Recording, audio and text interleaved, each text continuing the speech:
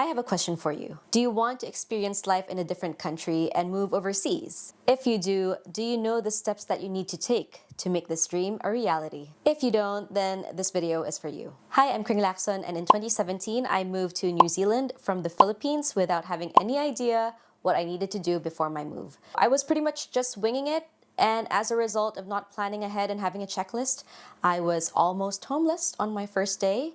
I didn't have a bank account, nor did I know how to open one, and I couldn't understand any of the people whom I was talking to because I didn't really understand the Kiwi accent. In this video, I will give you a checklist of the stuff that you need to consider and or think about before you move overseas.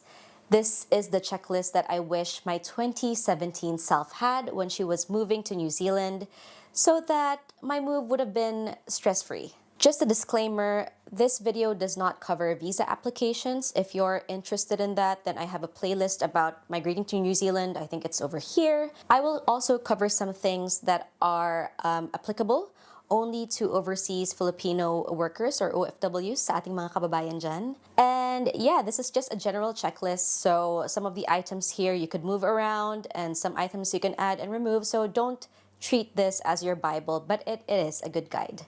So yeah, let's get right to it. First of all, before you even think about moving overseas, you have some things that you need to think about and consider first. The first being where you are actually going to migrate. Having a specific country which you will migrate to will make it more tangible for you. If in your head it's only like you want to move overseas somewhere but you don't have a specific place in mind, then it's pretty hard to act on the first steps. So first of all, research the country that you actually want to move to. Look at the life, the culture, the climate in there, and from there get a gauge of whether or not the country is suited for you. It would also be a good idea to look at the living costs in this country and how the taxes are played out there. Have a look at how tax works in this country that you want to move to and whether or not you have some tax obligations still if you move away from your home country. That way you could cover your costs and not be surprised by any unexpected spends. It would be useful to talk to someone who has experience in moving in this dream country of yours. Also look at some blogs on YouTube and also just do your own research. There is a lot of stuff covered off by the web. You won't have any trouble finding stuff like that at all. Once you've figured that out, go to the second step, which is to check the visa requirements in the country that you're moving to, as well as the country's entry requirements. So the immigration website of the country that you want to move to will have a list of all the options that are available for you. It is the most trustworthy source if you are looking for information about visas. So there, you have to go to the immigration website primarily. Check if your passport needs a certain amount of time left in it before you move to the country. A lot of countries require that you have at least 6 months left in your passport while you are there. It is also crucial to have this because if you do apply for a visa, the validity of your visa is only up to the validity of your passport as well. So if your passport expires soon, then that means your visa will also. You will also have to think about your moving costs and your startup costs. Moving costs would be the visa, also your flight to the country, any shipping costs if you are shipping some items over to the country, and also accommodation for the first few days of your stay there if that's applicable to you. And your startup costs cover the costs that you actually need to spend for you to be able to settle to this country. So that means a more permanent accommodation for you, money for your essentials, for your groceries, and for your bills, the cost for your commute. So really your living expenses for about a month or 2 or 3 while you are there. Check out numbeo.com. They have a good list of the living costs per city, per country, and how it compares to the costs of the country that you are staying in currently. Fourth point is to think about where you'll live. By this, I mean which city, which area, which neighborhood you will stay in. Get a look at the neighborhoods in the city that you are moving to. Look at how near the neighborhoods are to transportation areas, to hospitals, to pharmacies, so that you could see how convenient it would be to actually live in this neighborhood. You can contact a real estate agent about this and ask for information about the area and guidance as well on rental costs and property availability. Also research some rules on how you have to pay rent and if there are any upfront costs before you could move in. In my experience, when I moved to New Zealand, I didn't know that the rent was paid weekly because in the Philippines it was monthly. So I was quite shocked about that. And also I had to pay tenancy bonds. Bonds usually cover like if you move out of a place and then there's damage in the property or if there's an instance where you don't pay rent. So this bond would cover any of those costs. So I paid up to 1 week, up to 1 month of bonds in all of the properties that I moved into. And yeah, that's another cost that I did not know I needed to spend. Lastly, gather your essential documents. This is obvious, but a lot of people leave this to the last minute. Apart from your passport, your visa, maybe your diploma and transcript of records, think about what else you need to bring. If you plan on driving, maybe bring your driver's license as well. Bring your health insurance and travel insurance. Get 2 copies of those documents just so you're sure, super sure and super secured. Now that you've done your initial research, then it is time for our checklist. This checklist will cover everything that you need to do, or most things that you need to do, from 6 months before your move to the first few weeks of your move. So we will try to cover everything here, but if there's anything missing, please put it in the comments down below for everyone else who is watching this video. What do you need to do 6 months before your move? So not a lot yet, but some things here are crucial. First of all, you have to book your flight ticket, of course. Make sure to fly on a weekday and not on a weekend because weekends are the most expensive day for travel. If you are moving to a country that has a different language, then now is also a good time to take up language lessons. Of course, you have Duolingo, the very reliable Duolingo. I have been using Duolingo for about 2 years now for French just because I want to learn French. I can understand a lot of French now. I can hear and understand a lot of French, but speaking is a different thing. I can speak a bit though. But yes, Duolingo is very much recommended. If you are an overseas Filipino worker, sa ating mga kababayan dyan, i-check ninyo kung kailangan ninyo ng OEC or Overseas Employment Certificate o kaya ng CFO, which is the Commission, check natin ha, Commission of Filipinos Overseas sticker. And if you do, get those processed right away. Ang naririnig ko po is yung pagpaprocess nitong mga documents na ito usually takes from 1 month to 3 months. So, 6 months pa lang po, ayusin na natin para hindi na tayo maaberya at hindi tayo ma-stress. Kasi mahaba-habang proseso po ito. 3 months before, what do you need to do? TLDR, you need to take action of your possessions and your bank account. First of all, if you have property, if you have a house or an apartment, then now is a good time to put it up on the market. Tidy your property up and make repairs as needed. Let viewings start already. You can contact a real estate agent for this. And I also found a lot of people using Facebook Marketplace to rent or sell their property. If you have done this, let us know in the comments and how was that experience. It would be interesting to know that. Second of all, determine the items that you need to bring and what to sell or donate. In my experience back home, when I moved to New Zealand, I started donating my books and also some of my clothes. I did not have any appliances then, but if in the event that I move from New Zealand elsewhere, I'll probably sell off a lot of my appliances also. I just don't want to bring them overseas. So yes, this far in advance, determine the items that you need, but just pack them for later. During this period, also tell your bank that you are moving overseas and tell them which particular country you're moving to so that they know and they don't flag any of the transactions that you make in this country as fraudulent. If your bank has an app, then it's also good to download this just so you have some peace of mind and you can still see your money even if you're so far away from your country.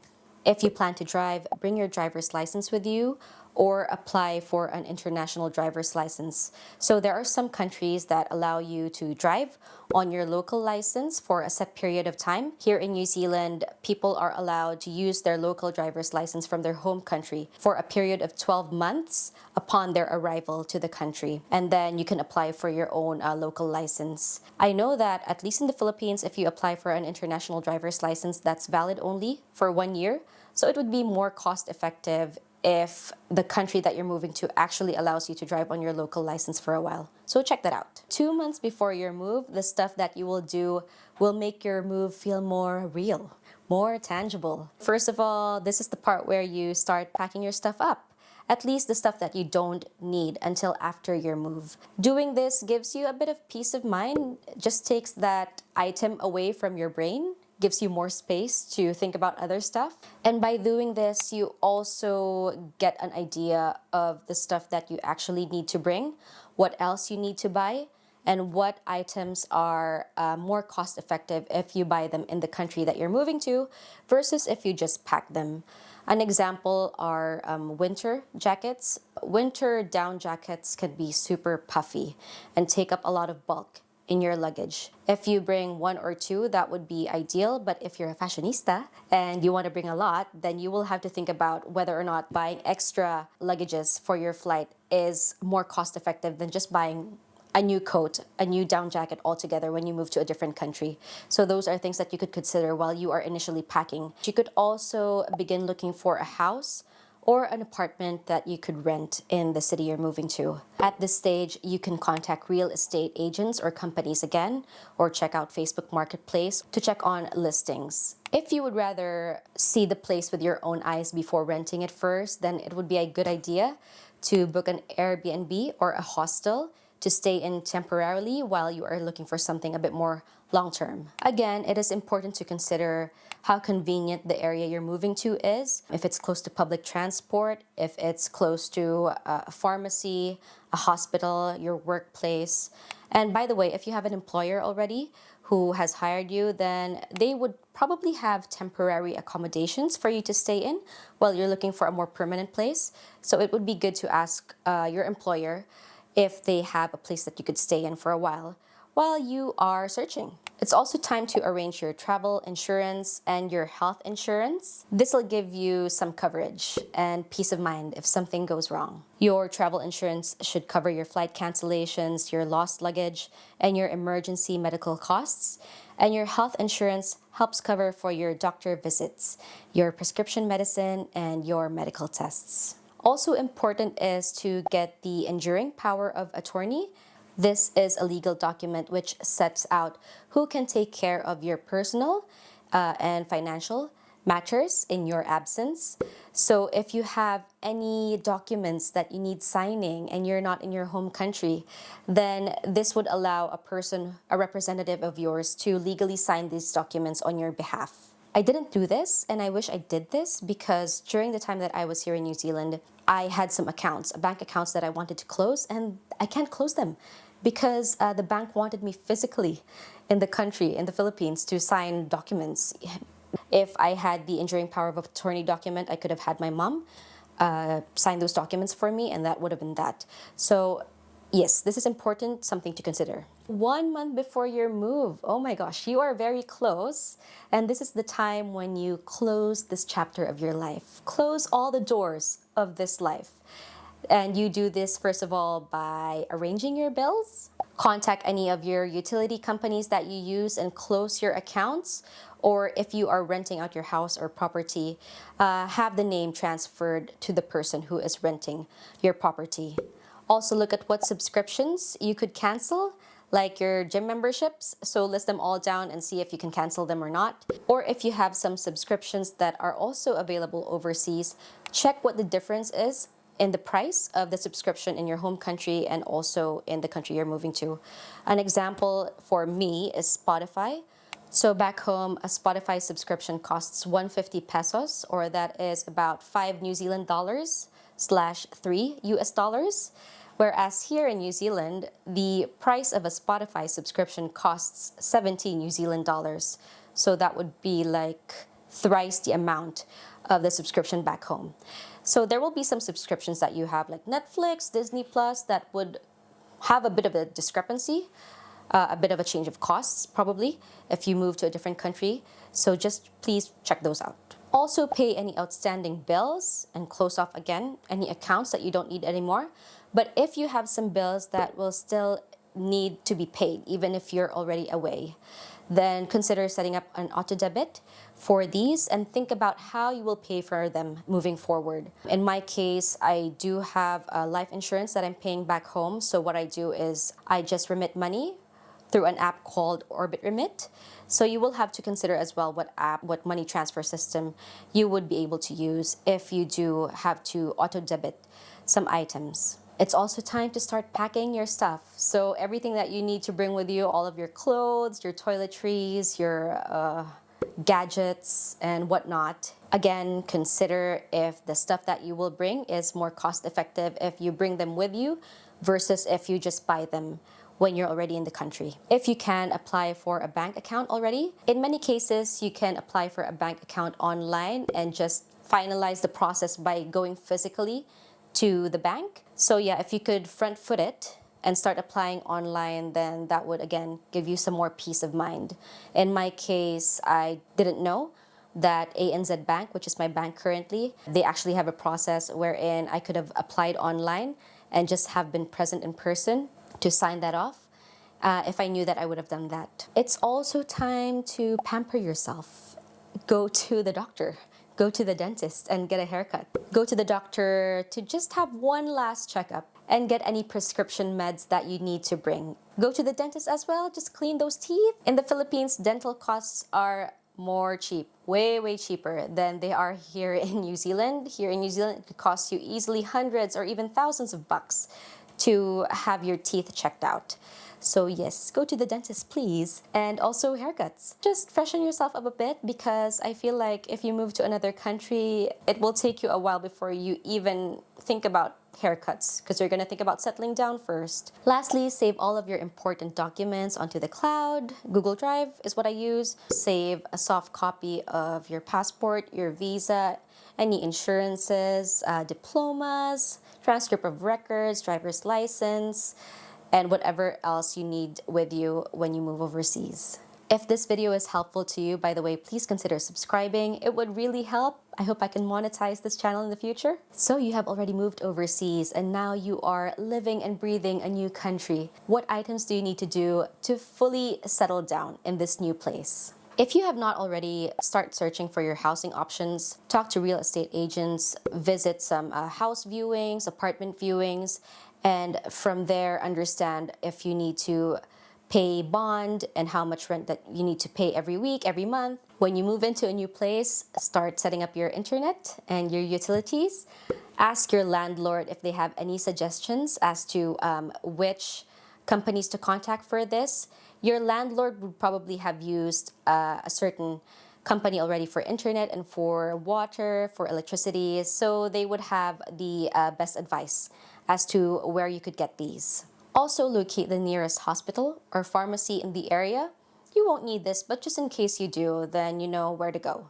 Also, buy a SIM card for your phone. Your old SIM card, I don't think you will need to use anymore unless they have service in the country that you've moved to. But I would say that if you are going to be away for more than a month in your home country, then just ditch the SIM card. And if you haven't yet, you can open a bank account in this instance already. Just go to the bank physically if that's what you're comfortable with. Otherwise, you could also apply online. And that is the full checklist of what you need to do. If I missed out on anything, please again, let me know in the comments below. And yeah, until I see you in the next video, again, I hope this was useful to you. This is Kring Lacson, your tita abroad, and until next time, goodbye. Paalam.